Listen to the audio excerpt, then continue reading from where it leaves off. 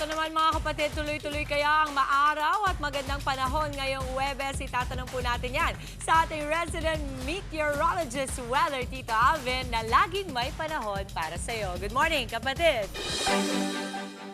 Good morning kapatid at good morning Mama Dims. Ulat panahon na po tayo. Ngayong araw ng Huwebes, Mami Dims, magpapatuloy po ang mainit at maalinsangang panahon sa malaking bahagi ng ating bansa yan, dahil pa rin sa epekto itong tinatawag nating easterlies. Ito pong ating easterlies ang kadalasan nating weather system kapag panahon ng tag-init. At magpapatuloy pa yan sa mga susunod na araw.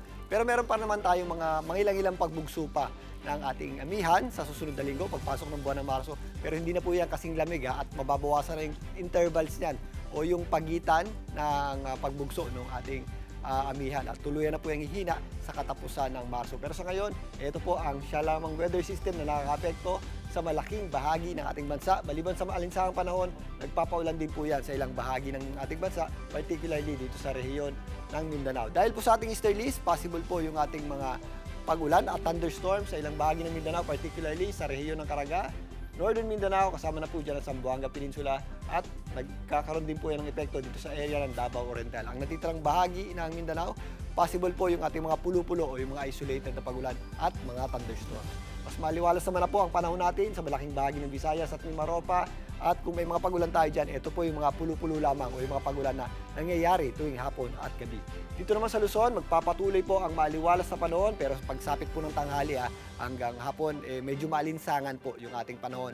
At kung may mga pag-ulan tayo, ito po yung mga pag-ulan lamang na nangyayari tuwing hapon at gabi, at ito po ay hindi naman masyadong nagtatagal. Wala naman tayong inaasahang malawakang pag-ulan dito po sa area ng Luzon, maliban lang kung meron tayong mga thunderstorms na yan po ay biglang buhos ng malakas na pag-ulan at may kasama rin po ngayon mga pagkulog at pagkidlat. Dito sa Metro Manila, magiging mainit at malinsangan din po ang ating panahon. Magiging maganda ang sikat ng araw sa umaga, pagsapit ng tanghali, may kainitan na po Pagsapit ng hapon naman, nagiging mahangin ang panahon natin at nagiging maulap at posible po yung mga dagliang, mahihinang pag-ulan o yung mga pag-ulan hindi naman masyadong nagtatagal at minsan meron din tayong mga posibleng thunderstorms dito nga sa Metro Manila.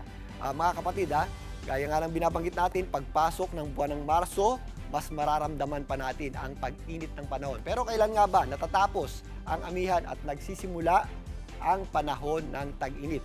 Meron tayong seasonal markers o tanda sa pagtatapos ng amihan. Kadalasan ito ay natatapos malapit sa petsa ng March 20 o 21 o yung tinatawag nating March equinox.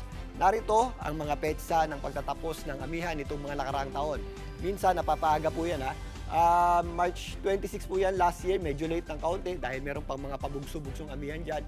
At March 22 naman po yan, itong 2024, malapit po o sakto sa equinox natin ng 2023, March 21 po yan.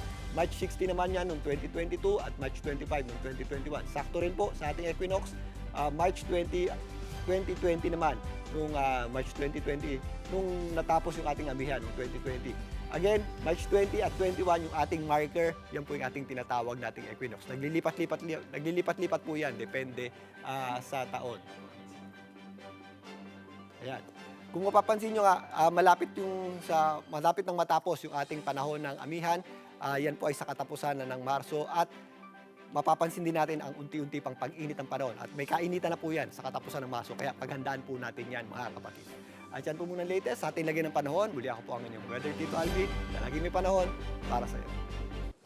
Mga kapatid, Dimples Romana po, maging maalam at may pakialam sa mga napapanahong issue at headlines. Mag-follow na po at subscribe na sa social media pages ng News 5.